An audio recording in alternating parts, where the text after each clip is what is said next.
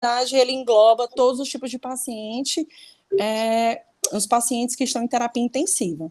Então, trazer um pouquinho aqui, falar do começo, né, da analgesia. Existe uma escala, né, que é... Não, desculpa. Existe a escala de dor, né, que é o que a gente utiliza, a escala de 0 a 10 de dor, que é para ser aplicada a cada 2 a 4 horas. Essa escala bonitinha, numérica, ou tem aquela também dos roxinhos.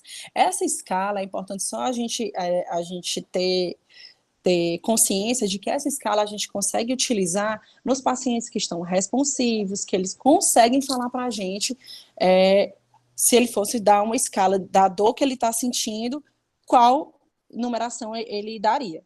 Então, nesses pacientes acordados, uma pontuação acima de 4, a gente já considera como uma dor moderada, e acima de 7, como uma dor intensa. Deixa eu ver aqui, que mais? Aqui.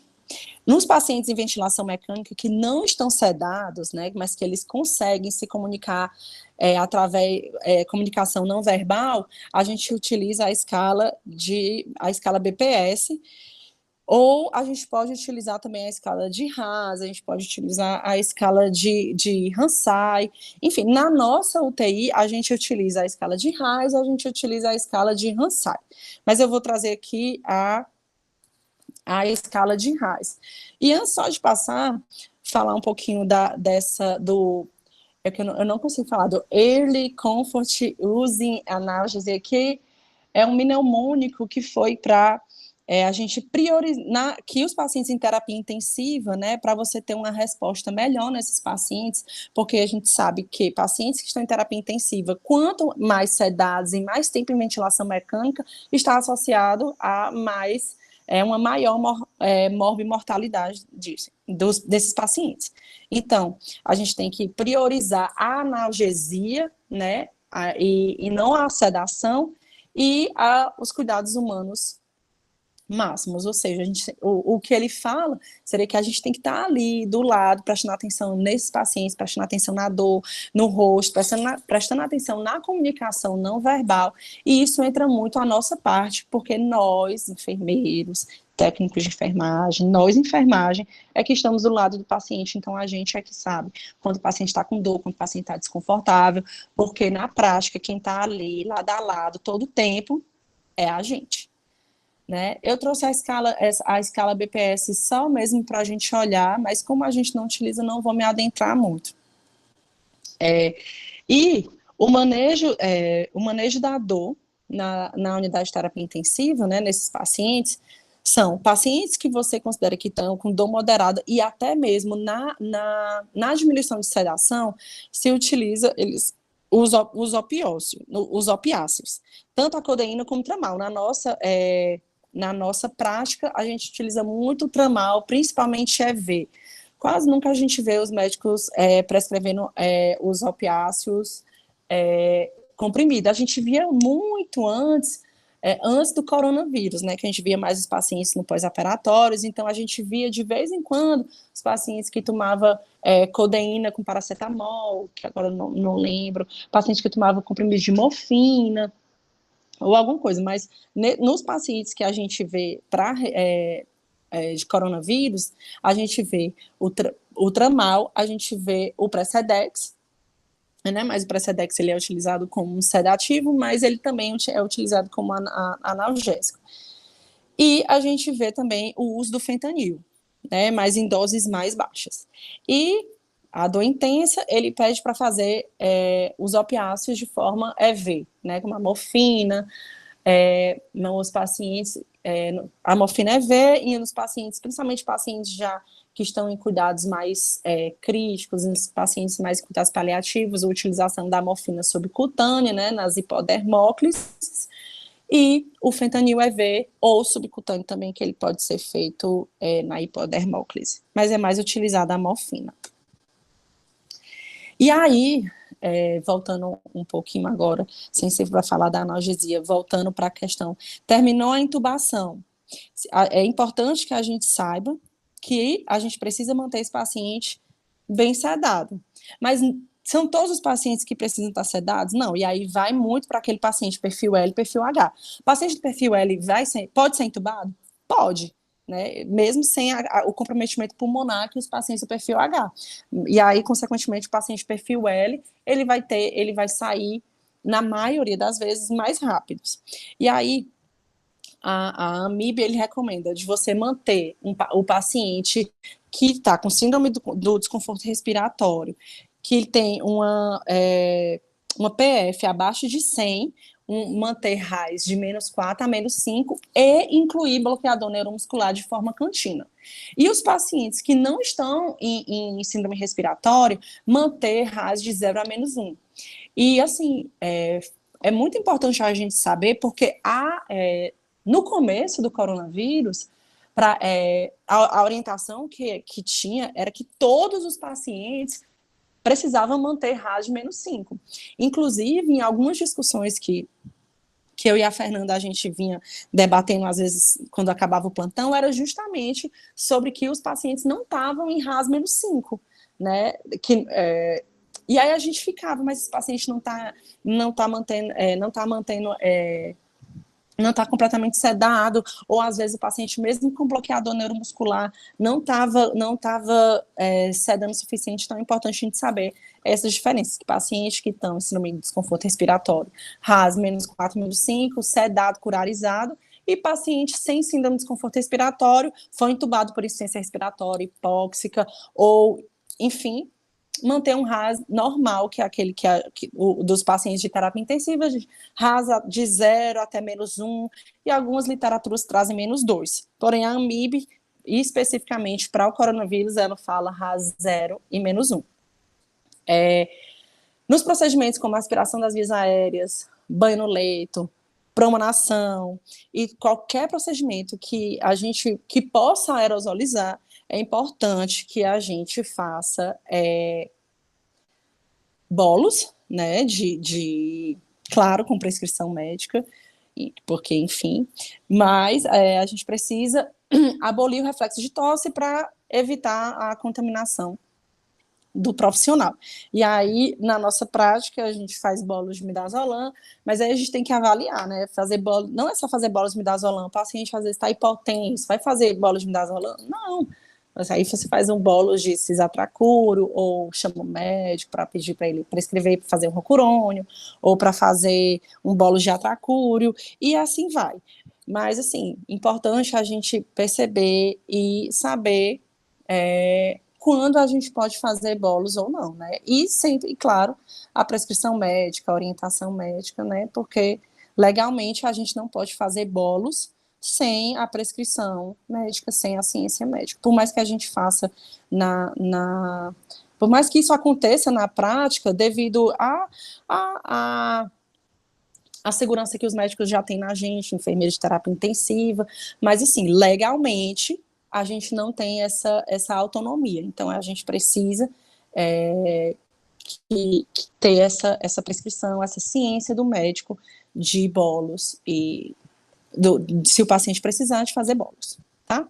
E aqui eu trouxe a escala de RAS, que é a que a gente já utiliza, né? Então, paciente com síndrome de desconforto respiratório, paciente não deve ter nenhuma resposta, nenhum estímulo, você aspira, ele no máximo vai ter só um reflexo mínimo de tosse, mas ele não deve tossir, né? Mas porque o reflexo ele é neurológico, então algumas vezes se o paciente estiver bloqueado, ele não vai apresentar nem reflexo, né? Nem reflexo de tosse. Mas se o paciente não está curarizado, ao menos o reflexo neurológico, né, de tosse, ele vai ter, mas ele deve ser mínimo. Por quê? Para evitar a nossa contaminação.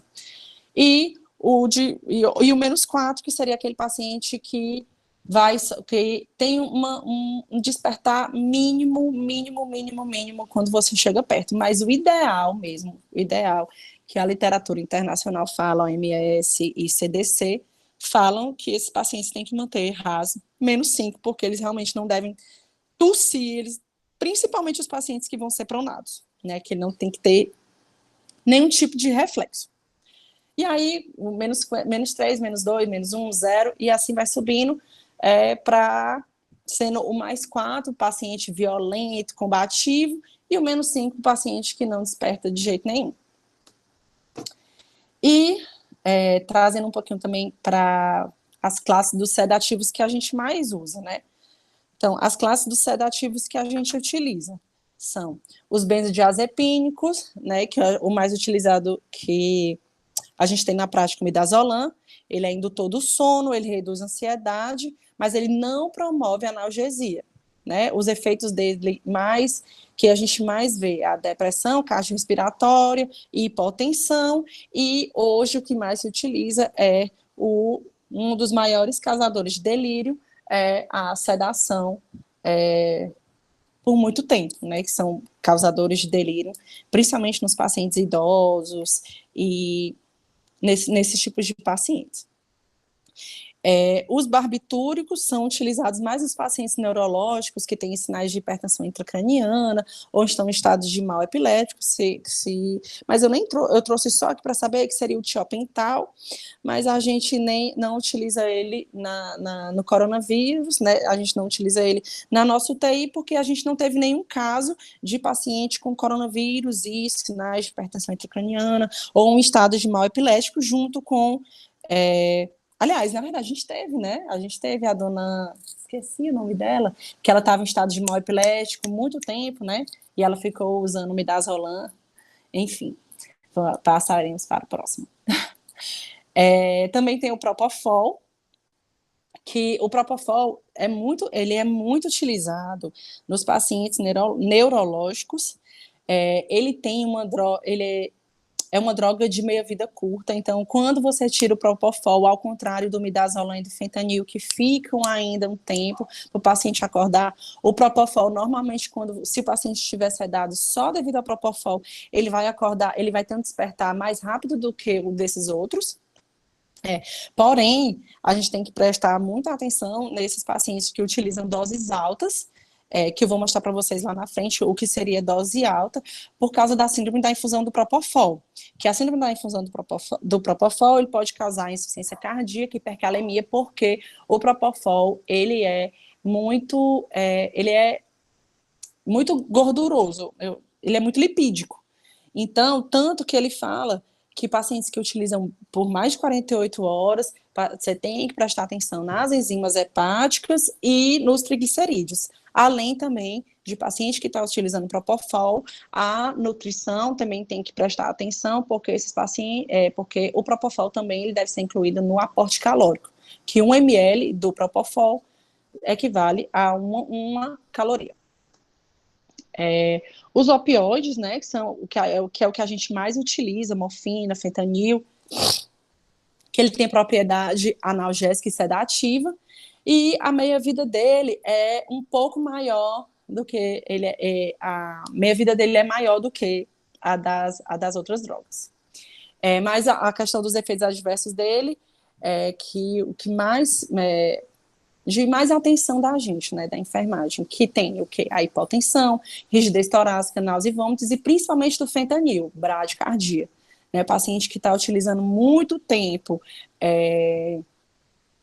fentanil ou doses muito altas, já aconteceu várias vezes da gente estar no plantão e perceber o paciente bradicardizando, às vezes com dose de 50 ml hora de fentanil, e aí o paciente começa, sei lá, 50, 48, 46, 44, né? Então, aí a gente tem que ficar atento, porque nessa hora a gente tem que dizer assim, doutor, fulano, tem que diminuir, né, a dose do fentanil, e aí tem que diminuir a dose. Se o paciente está com síndrome respiratória, então tem que diminuir o fentanil e aumentar alguma outra coisa, ou ele vai ter que incluir, porque às vezes a retirada do opioide, a diminuição do opioide vai fazer o paciente acordar, e nesses pacientes de coronavírus não é interessante que ele acorde, né, porque a ventilação é que está protegendo e que está ventilando o pulmão.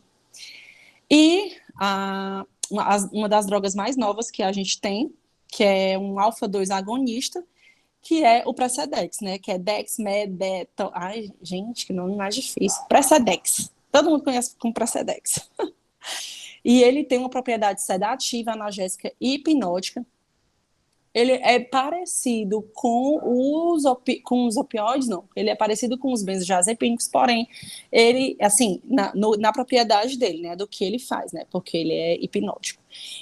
Mas ele tem a analgesia que o midazolam não tem. E ele é muito seguro. Então, essa droga ela é muito utilizada quando vai retirar a sedação, porque ela não produz depressão respiratória, ela é muito estável. Normalmente, o paciente não tem hipotensão, não tem nenhum tipo de efeitos adversos. Tem vários tipos de. O efeito adverso dele é a bradicardia, mas, assim, não tem efeitos adversos severos que possam comprometer a estabilidade hemodinâmica do paciente. E aí, só para a gente conhecer outras classes, seria os neurolépticos, que também é utilizado para analgesia e sedação, né? Principalmente às vezes alguns utilizam o haloperidol, né? O haloperidol intramuscular, ele é utilizado como um controle de delírio, mas quando a gente utiliza ele EV, ele seda, né? Ele tem uma propriedade sedativa que quando você faz intramuscular, a propriedade dele sedativa é menor do que a endovenosa. E aí os que a gente mais utiliza na nossa prática, né? O Aldol, a quetiapina e a risperidona. A olanzapina a gente não utiliza na prática, pelo menos na nossa UTI. O que a gente mais utiliza, o que a gente mais vê é o haloperidol, a quetiapina e a risperidona. O Aldol é o mais utilizado nesses pacientes críticos, mas a gente também tem que prestar atenção nos efeitos extrapiramidais, né? O paciente ficar extremamente agitado e querer se levantar, isso já aconteceu algumas vezes com a gente. Então, a gente tem que saber que o Aldol, ele pode sedar, mas ele também dá uns efeitos extrapiramidais e a gente tem que ficar atento. E os bloqueadores neuromusculares, que eles são utilizados, na verdade, como sedativos, né, não como sedativos, mas são utilizados para potencializar a sedação, né, para manter aquele paciente realmente sedado, entregue, curarizado mesmo, entregue à ventilação mecânica, que para esses pacientes é muito importante, porque é isso que vai salvar o pulmão dele, já que lá enfim, os brônquios, não, meu Deus, esqueci. Esqueci que tá lá, o oxigênio não tá conseguindo chegar nos. Meu Deus, alguém me salva. Fernanda, mulher, cadê tu? Alvéolos. E aí, enfim, esses pacientes precisam ficar realmente entregues para poder, porque a ventilação mecânica é o que está salvando os alvéolos desses pacientes. E o bloqueador neuromuscular, eles bloqueiam a transmissão dos impulsos no músculo esquelético, paralisando a musculatura, né? E ele é indicado para esses pacientes que estão em hipoxemia grave, refratário à utilização da utilização de sedação, mesmo com sedações altas, esses pacientes não conseguem ficar entregues devido à hipoxemia, a questão da falência respiratória, e os pacientes que estão em assincronia com o ventilador, porque né, nesses pacientes COVID, a sincronia com o ventilador vai indicar, vai causar mais lesão do que do que o pulmão já está lesionado. E aí, aqui eu trouxe só para a gente entender um pouquinho das doses e saber o que seria dose máxima e dose mínima nesses pacientes. Eu trouxe as recomendações da AMIB e eu fiz os cálculos baseado na nossa diluição, naquela que a gente tem lá na nossa sala de medicação. Então, o midazolam, a dose dele para sedação de infusão contínua é de 0,02 a 0,1 miligrama quilo-hora. Ele é um benzodiazepínico, como eu falei, de curta duração. Mas na verdade, ele é de curta duração quando ele é utilizado em doses menores. Em doses maiores, ele tem uma duração, ele tem uma meia-vida até de 6 a 12 horas. Em pacientes renais, eles chegam até a mais. Tanto é que nos pacientes com morte encefálica, a gente precisa esperar, tanto devido ao midazolam, tanto devido ao fentanil, quando o paciente está com midazolam e fentanil. Mas ele não tem tanta curta duração. A curta duração dele é só em doses mais baixas, principalmente quando você vai fazer exame, como endoscopia, ou alguns exames que você precisa de sedação. E aí ele tem essa curta duração. Como eu já tinha falado, ele tem um efeito hipotensor, ele pode causar bradipineia, pode causar apneia até, e muito comum também náuseas, principalmente quando é feito rápido, né, e quando é feito em bolos. E aí, na nossa UTI, a gente utiliza uma diluição de zero, normalmente, sem ser aqueles pacientes que estão com a dose mais concentrada. A diluição padrão, que é aquela ampola de 10 ml e 90 ml de soro fisiológico, é uma diluição que fica 0,5 miligramas, e num paciente de 70 quilos, utilizando a dose mínima e a dose máxima, seria de 3 a 14 ml hora. Normalmente, nesses pacientes COVID, a gente vê 20, 30, 40, 50 ml hora de midazolam. E aí é justamente por isso que é importante o bloqueador neuromuscular, por causa como esses pacientes estão em hipóxia, o músculo ele consome muito O2, né? Ele vai consumir muito oxigênio e com esse consumo de oxigênio, além do consumo, também tem uma grande. Meu Deus, esqueci agora. O paciente vai consumir muita caloria, né? O metabolismo dele vai estar muito acelerado. Então, ele vai queimar, não seria queimar, ele vai metabolizar muito mais rápido o midazolam do que em pessoas que não estão em síndrome de desconforto respiratório. Então, os pacientes que estão em síndrome de desconforto respiratório, eles precisam de uma dose muito mais elevada, às vezes dobro, triplo dessa dose, para conseguir fazer a ação que essa dose num paciente normal faria, certo?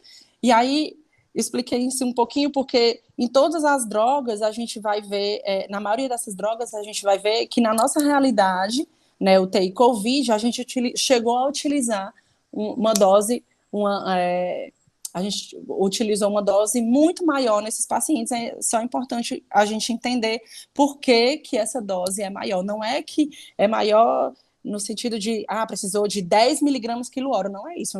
É que a gente precisa entender da metabolização do oxigênio e do próprio metabolismo do metabolismo da própria doença. E aí, o fentanil. O fentanil ele é utilizado de 0,7 a 10 microgramas quilo hora. Ele é um opioide.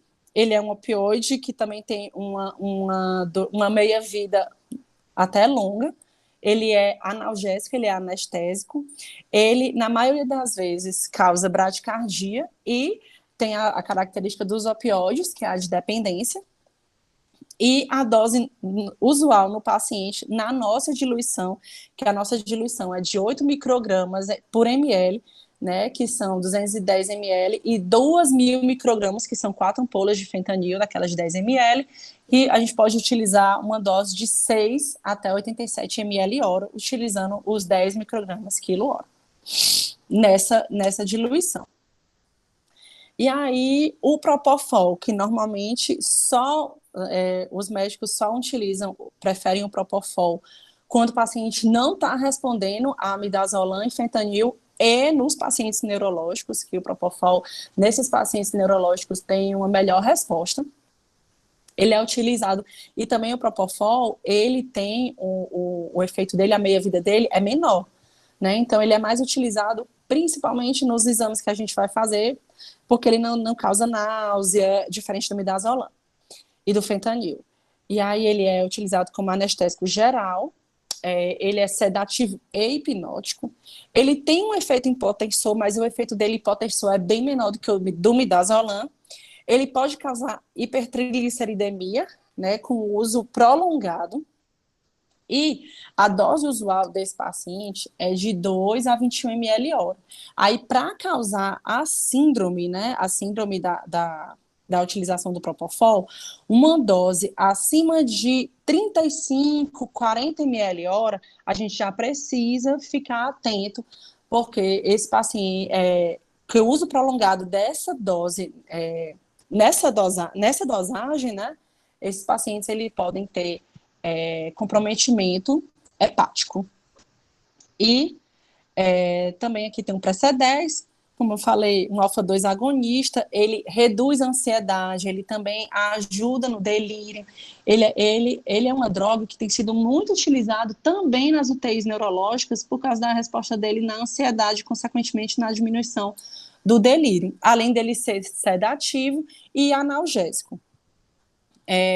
Ele tem um risco mínimo de depressão respiratória, a não ser que você vá utilizar doses maiores, mas normalmente ele não causa depressão respiratória e ele proporciona aquela sedação mais tranquila, que o paciente fica ele fica ali só sonolento, mas se você vai lá e chama ele coopera, ele responde. Então, ele pode causar hipotensão, bradicardia, náusea, boca seca e hipóxia, mas assim, os efeitos dele adversos são vistos mais em doses mais elevadas. Na dose de 0,2 até 0,5, a literatura fala que os efeitos adversos são bem quase não existe na literatura relatos dos efeitos adversos nessa dosagem.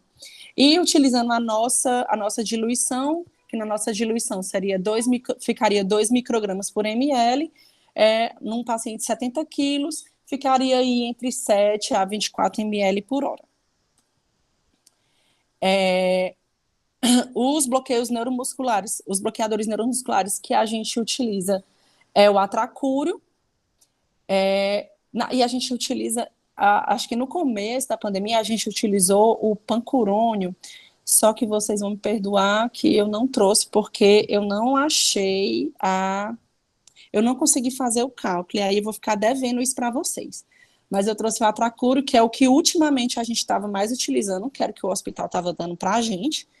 E aí, como eu falei, ele é um relaxante muscular, ele é utilizado na dose de 0,3 a 0,6 miligramas quilo-hora.